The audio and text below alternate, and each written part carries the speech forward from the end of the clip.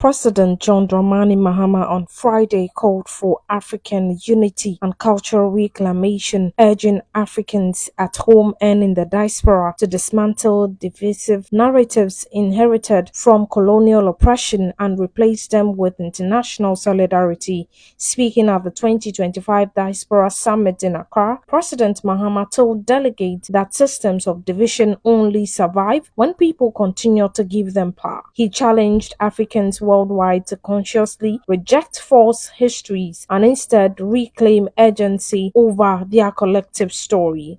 Addressing traditional leaders, diplomats, government officials, and members of the diaspora, often described as Ghana's 17th region, President Mahama emphasized that unity must be pursued with deliberate efforts. Beyond cuisine, but anything in this life, once stripped of its power, will no longer work.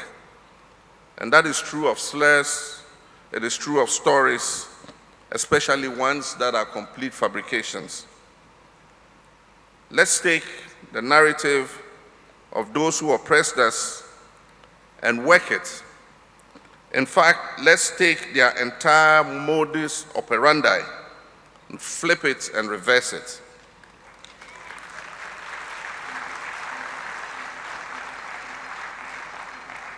And so I urge you, my brothers and sisters, let's be more intentional about our unity than they were about our division.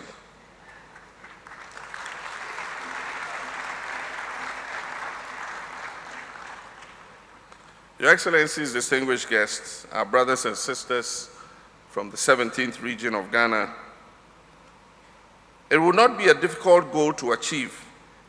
No matter how we've been divided, we've always tried to find our way back to one another.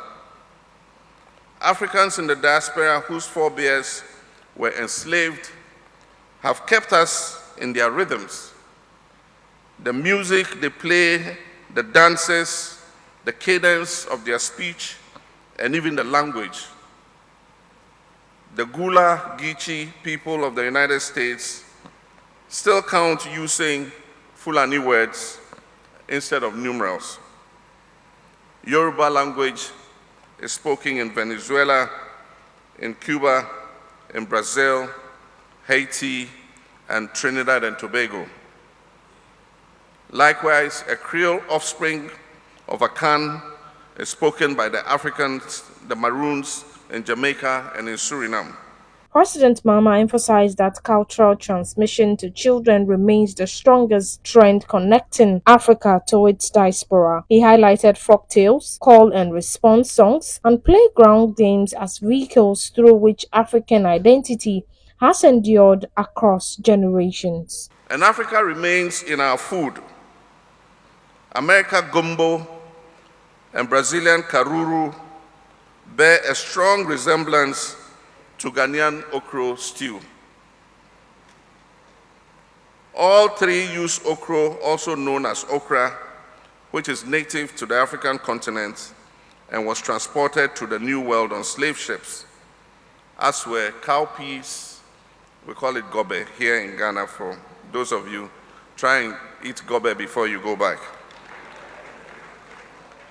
Another food item that is native to Africa, which would explain why some variations of Hopping John, a dish from the Gula Geechee people, are so reminiscent of the Ghanaian wache. Try to eat wache too before you go. The ways in which Africa has remained at the heart of its diaspora are far-reaching, well beyond food and music. Perhaps the most important way is in the cultural elements that are taught to our children. Ensuring the cord that has tethered these diasporan communities to the African continent all these centuries remains unbroken. There are the Kwekua Nancy folk tales that so many of us in this room grew up hearing and reading, and that have spread all over the world to places too numerous to mention.